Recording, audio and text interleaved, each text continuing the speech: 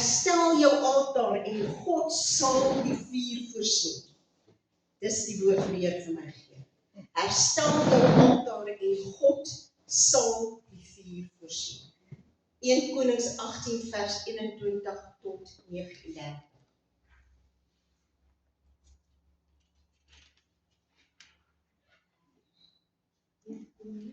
1 Konings 18 vers 21 tot 39. Dis van Elia op die berg Karmel. Kan ons maar begin? En Elia het nader gekom na die hele volk en gesê, hoe lank hink julle op twee gedagtes? As die Here God is, volg hom na, en as Baal dit is, volg hom na. Maar die volk het niks geantwoord nie.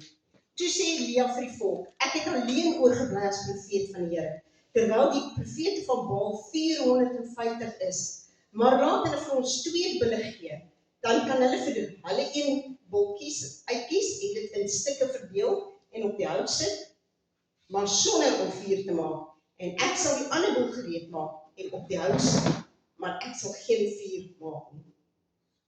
Roep julle dan nou die naam van julle God aan, en ek sal die naam van die Here aanroep, en die God wat met vuur antwoord, hy sal God wees. En die hele volk het geantwoord en gesê, die woord is goed. Verder het Elia en die profete van Baal gesê, kies vir julle 1 bul uit, en maak dit eerste gereed, want julle is die meeste, en roep die naam van julle God aan, maar julle mag geen vuur maak nie. En hulle het die bul wat hy hulle gegee het geneem, en het gereed gemaak, en die naam van Baal van die môre tot die middag aangeroep en gesê, o Baal, gee ons antwoord. Maar daar was geen stem, en niemand wat antwoord nie. En hulle het rondgespring by die altaar wat hulle gemaak het.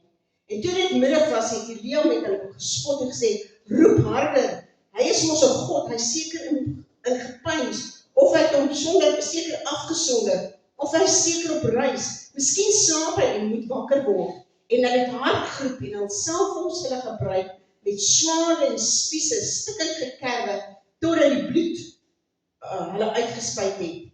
En toe die middag verby was, het hulle begin raas tot op die tyd dat die spysoffer gebring word, maar daar was geen stem en niemand wat antwoord nie, en geen opmerksaamheid nie. Toe sê Elia vir die hele volk, kom nader na my, en die hele volk het nader gekom na hom, en hy die altaar van die Here herstel wat afgebreek was. Daarop neem Elia 12 klippe volgens die getal van die stam van Jakob se kinders, tot wie die woord van die Here gekom het om te sê, Israel sal jou naam wees, en hy bou met die klippe 'n altaar in die naam van die Here. Daarna het hy sloot gemaak rondom die altaar, 'n ruimte vir omtrent 2 mate saad, en die hout gerangskik en die bul in stukke verdeel en bo op die hout gelê. Toe sê hy, maak 4 kruike vol water en gee dit op die brandoffer en op die hout.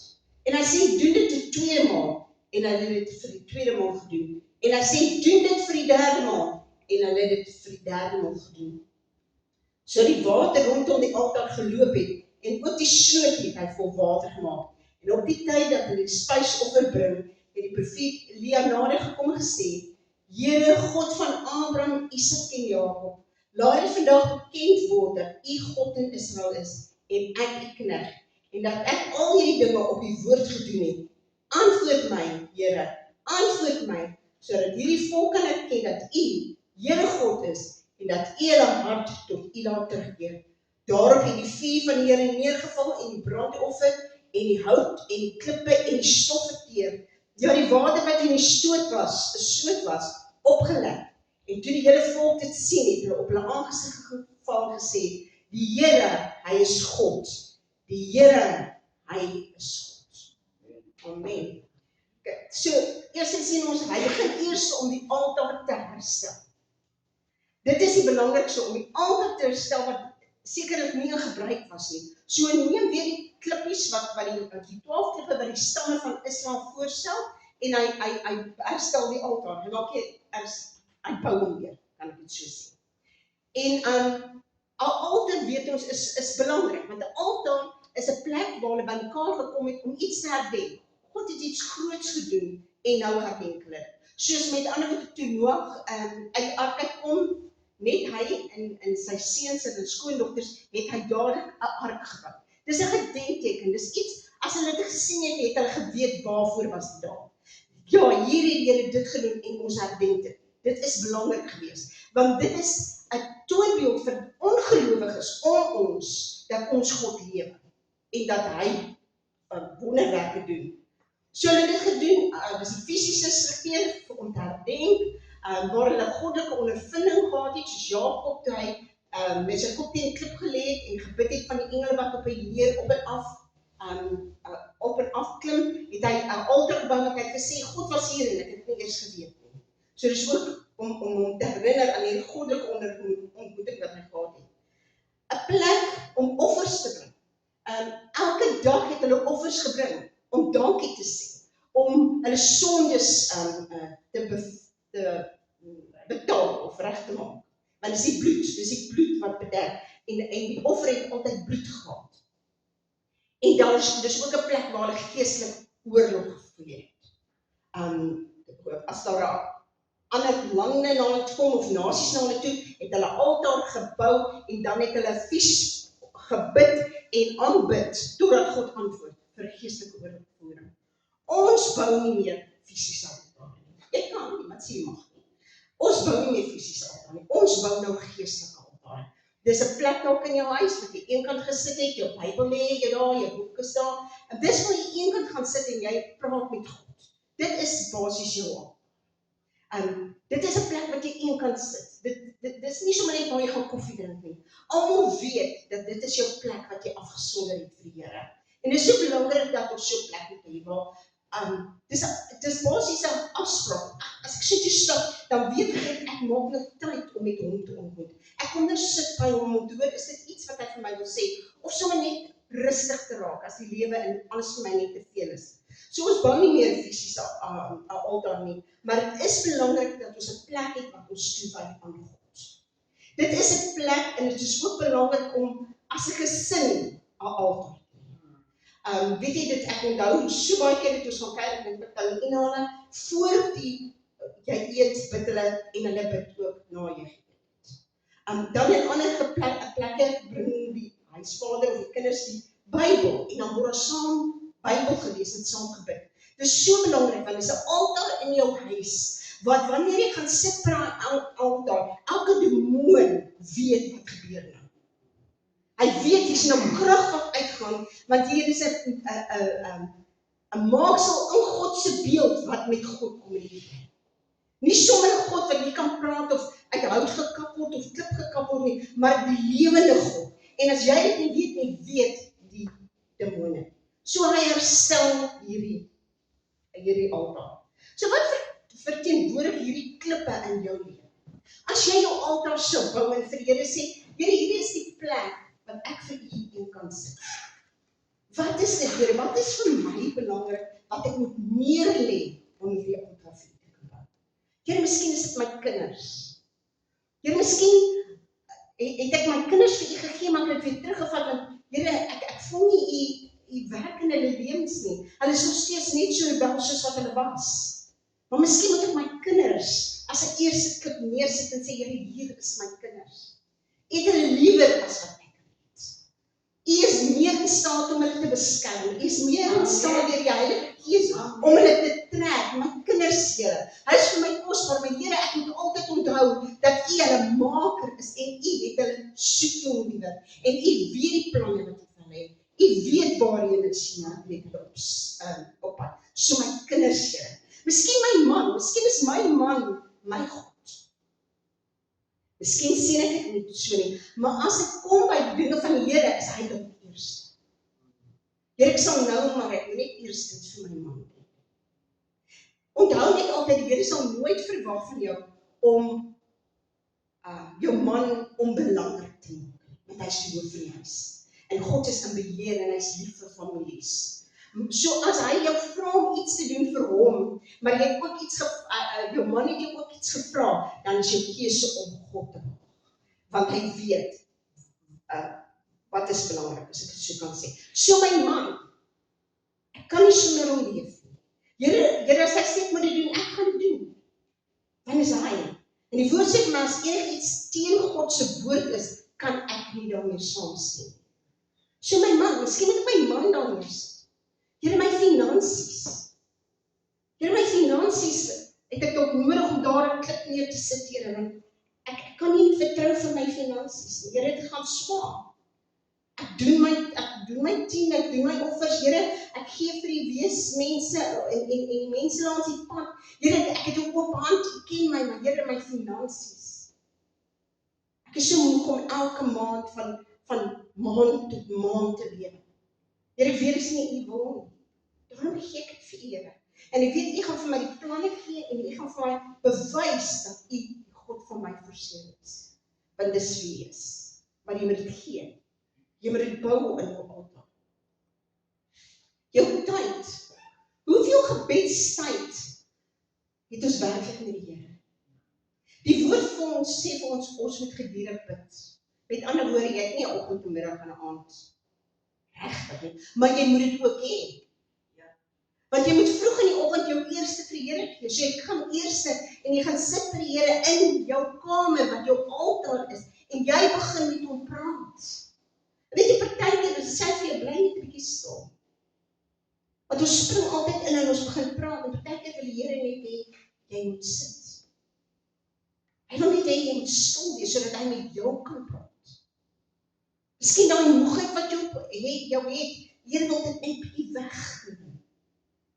Waardes in jou lewe gee, jou gebedstyd, jou studie, jou aanbidding. Weet jy hoe bly is die Vader as ons vir hom sing? Maar ek sal hoe vals is, dit is nie belangrik nie. En jy hoef nie die liedjie te geskryf het en jy sit jou radio aan, daar's awesome, gees-geïnspireerde musiek. Presies hoe jy dit wil doen. Jou huwelik. Jou drome. Vergeet ons nie partykeer dat die drome wat die Here vir ons gegee het, hy dit gegee. Ons het dit in ons hand, maar hy het dit gegee. En hy maak dit brandend. En enigiets wat brandend is in jou om te doen, weet jy, dis van die Here. En veral dat as ons weet, dit gaan glorie vir sy naam bring.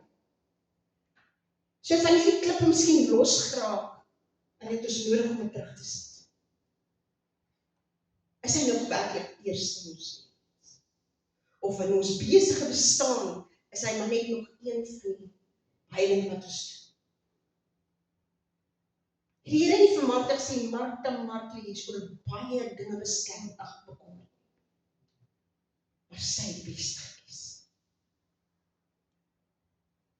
Het is so besig om dinge te wil doen vir die Here, dat ons vergeet partykeer dat ons eintlik moet sit.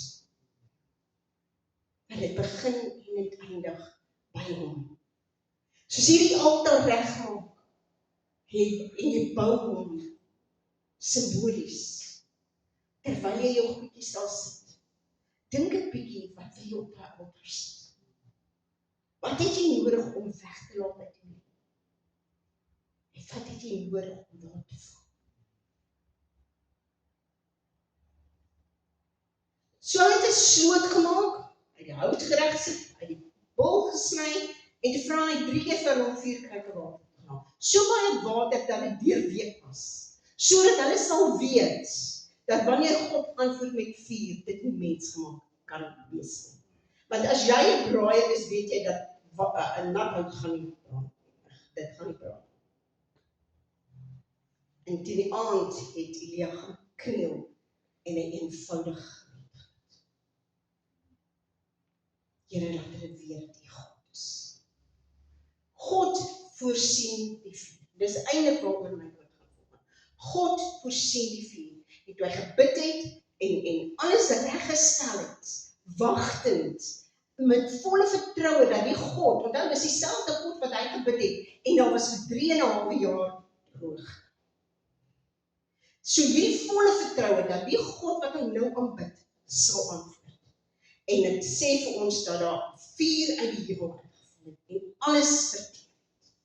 Dit moes kragtig wees. En almal het op my aangesig geval. Vuur verteenwoordig God se teenwoordigheid. Soos die brandende bos.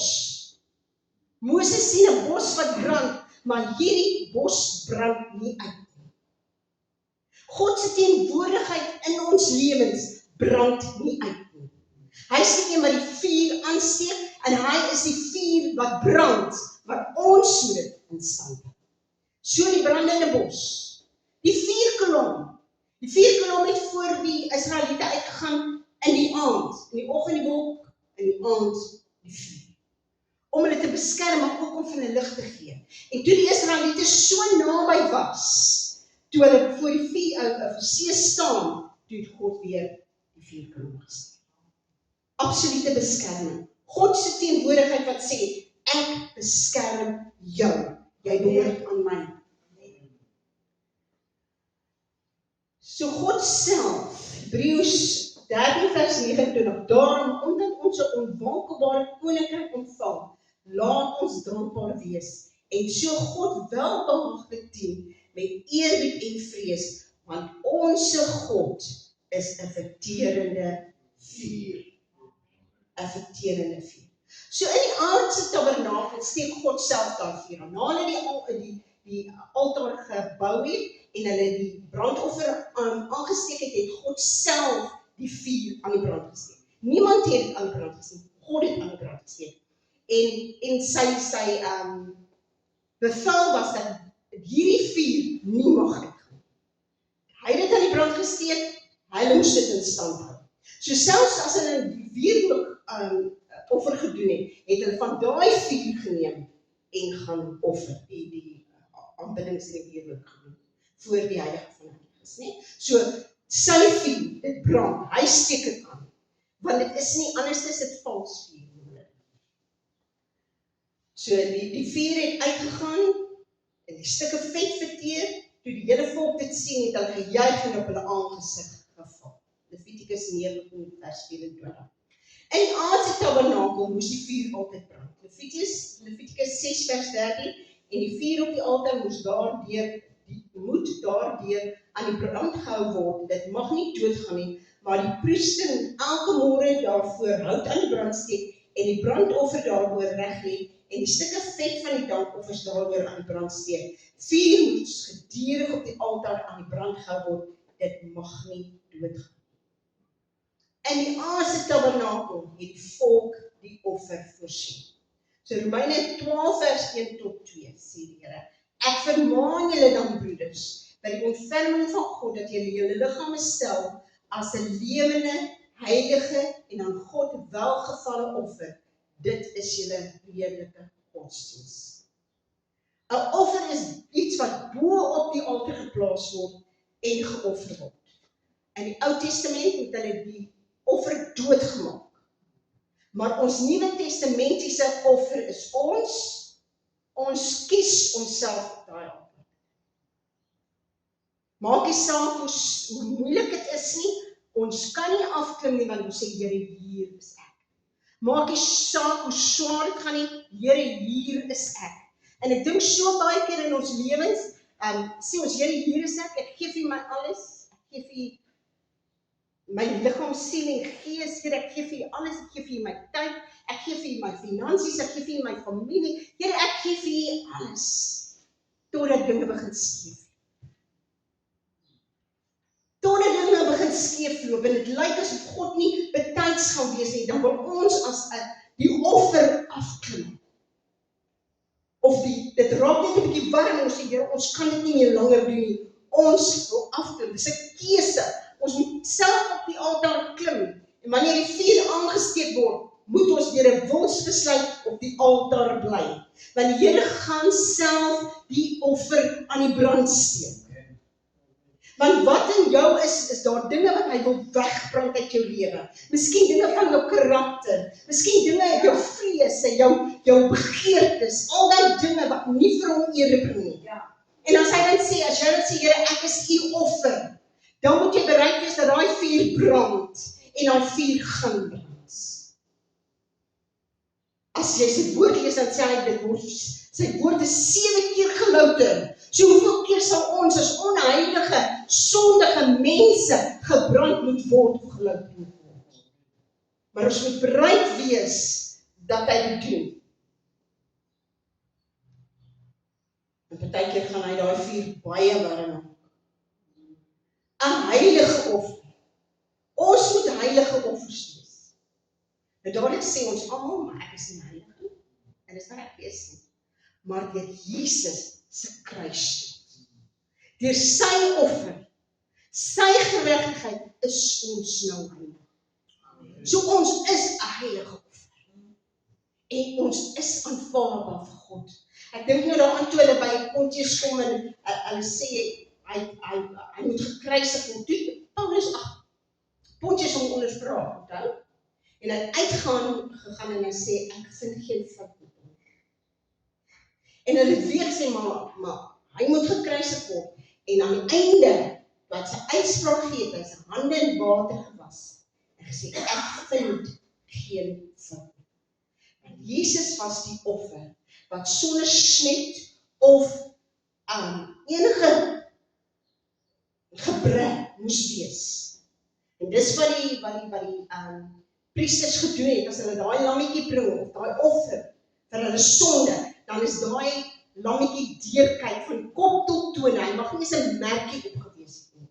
En dan het die priester hom as rein verklaar. Ek vind geen fout met hom. En dit is wat Paulus, Pontius, ek weet nie kom ek nou bly sê, Pontius dan ook gedoen het, profeties het hy verklaar, dat hierdie offerlam, daar is niks fout. Hy kan geoffer word. God sal hom aanvaar. Dit moes 'n aangename geur wees, 'n offer. Enigste manier hoe ons 'n aangename geur kan wees, as ons vrywillig op daai altaar doen. As ons toelaat dat God die vuur aan die brand steek. En so eer aan hom bring. En dan stuur God die vuur. Handelinge 2 vers 1 tot 3. En toe die dag van die Pinksterfees aangebreek het, was hulle almal eendragtig bymekaar. En daar kom toe skielik in die hemel 'n geluid soos 'n geweldige rukwind, en dit het die hele huis gevul waar hulle gesit het. Toe is daar weer hulle tonge gesien soos van vuur, wat hulle self verdeel en op elkeen van hulle gaan sit. God stuur die vuur vir ons. So ons by 'n plek kom wat ons sê, Here is ek. Stuur my. Hier is ek, Here, gebruik my. Here, net soos ek is. Ek is nie perfek nie. Maar Here, U weet wat U in my geplaas het. En dan kom God en hy stuur die vuur. En dan die vuur spreek van die Heilige Gees, weet dit. Handelinge 2 vers 38, Petrus sê vir hulle, bekeer julle en laat elkeen van julle gedoop word in die naam van Jesus Christus tot vergifnis van sondes, en julle sal ontvang die gawe, die vuur van die Heilige Gees. Die vuur mag nooit weer doodgaan. En dit is ons. Hoe lyk die vuur in jou lewe as dit kom by die dinge van die Here? Dis maar net nog iets wat ek doen. Kom so na kerk toe, maar dit is nie regtig vir my worries nie kom nie. Ek sit nie met sy woord nie. Is nie vir my belangrik om te bid nie. Is nie vir my belangrik om tale te bid nie. Levitikus 6 vers 13 sê, die vuur moet gedurig op die altaar aan die brand gehou word. Dit mag nie doodgaan. 1 Tessalonisense 5 vers 9 sê, blus die Gees nie. Hoeveel keer doen ons dit? Die dinge wat ons sê, en dinge wat ons nie doen. Ons sondes is ten volle vergewe. Dit weet ons. Hoeveel keer sê ons iets onnadenkend van iemand wat ons so klees, en daai sorry kan ek nooit hê. Wanneer stap ons verby iemand en ons sien dat ek niks om te eet nie, en in my tas wat ek werk toe vat, ek het broodjies, ek het 'n appel, ek het yoghurt, ek neem maar goed nie. Kom stop ek nie. Gee vir die broodjies. Appel nie jou is genoeg. En die Here voed jou. Sê die brood wat ek uit, is nie die brood wat jy dis om die wil te doen van my Vader. En elke keer soos te doen, maak ons die Heilige Gees seer. En as jy dit lang genoeg doen, begin daai vlammetjie al hoe laer brand. Al hoe laer brand. 1 Korintiërs 6 vers 19. Of weet julle nie dat julle liggaam 'n tempel is van die Heilige Gees wat in julle is? Waar vat ons hierdie tempel in? Wat sit ons in hierdie tempel? Wat kom uit ons mond uit? Wat luister ons? Wat sien ons? Hierdie vuur mag nie uitgeblus. Handelinge 2 vers 17 tot 21. Maar dit is wat die profeet Joël gespreek het, nie Petrus wat praat. En in die laaste dae spreek God, sal ek van my gees uitstort op alle vlees, en julle seuns en julle dogters sal profeteer, en julle jongelinge sal gesigte sien, en julle ou mense sal drome droom, en ook op my diensknegte en diensmaagde sal ek in die dae van my gees uitstort, en hulle sal profeteer. En ek sal wonders gee bo die hemel en tekens onder op die aarde, bloed en vuur en rookdamp. Die son sal verander in duisternis en die maan in bloed, voordat die groot en deurligtige dag neerkom, en elkeen van die naam van die Here aanroep, sal gered. Waar hy praat, is dit die vervulling van die profeet. Ons belofte. Want dit het dan nou gebeur. Toe die Here vir my hierdie woord gee, want dit is eintlik ons nou Pentekoste boodskap, hè? Toe sê die Here, wat ek wil julle hê, julle moet nou al gaan lees met die vuur. Julle moet my weer toelaat om die vuur in julle aan te blaas. Jy het nodig om te sien, daai koeltjies wat jou in jou nog sneeuw, want jy sê, dis 'n kind van God. En ek glo jy's lief vir hom. Baie keer raak ons nog, baie keer word ons siek, baie keer is ons teleurgestel, baie keer laat ons net die issues of life, soos die woord sê, kom net 'n bietjie, dis net te veel. En daar is nog 'n kop. Wil jy nie die Here toelaat om daai voeltjie veel kopie net 'n bietjie weer aan te blaas? Vir hulle vers. Wat het Paulus hulle gedoen? Paulus en Petrus hulle. Nadat hulle ondervraag is deur die godsdienstige leiers, toe gaan hulle terug en sê, Here, vul ons weer opnuut. Vul ons weer opnuut, sodat ons met krag en naam en die woord kan bring.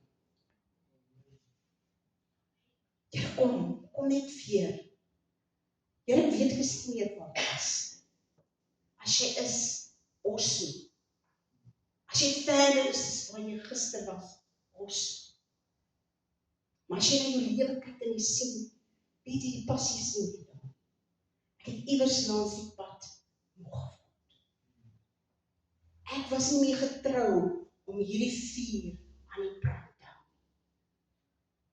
Ek het so nou en dan, Here, my offer by die altaar, my danksegging. So nou en dan het ek gaan bid. So nou en dan het ek onthou om vir iemand in te tree. So Here, eendag het ek 'n mooi liedjie gehoor, Here, en toe sing ek dit die hele dag. En die volgende dag, Here, was dit weg. Vir wat God wil doen in sy laaste tyd, om die grootste glorie van hom te openbaar, het hy bruikbare werktye nodig wat vuur bring. Nie koeltjies nie, vuur.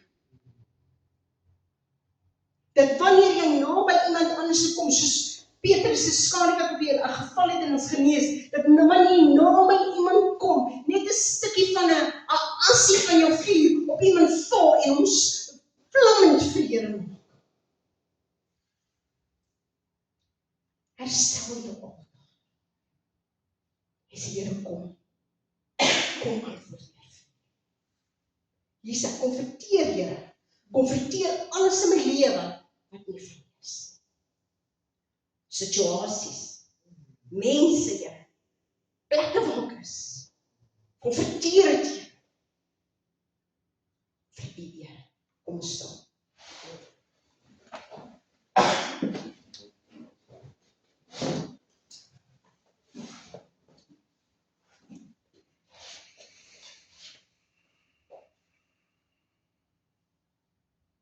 Here, ons uitroep net volgende is, Here, stuur U vuur. Stuur U vuur, Here, en wys my deur die Gees, Here, waar moet ek hierdie altaar stel? Waar is die swak plekke, Here? En dan partykeer kyk ons op die rewyl, Here, en ons sien dit nie raak nie, want ons is so gewoon om dit te sien. Maar Here, wys ons deur die Gees, Here, om die altaar te herstel. Is dit ons gebedsrede, Here? Is dit ons intimiteit met U?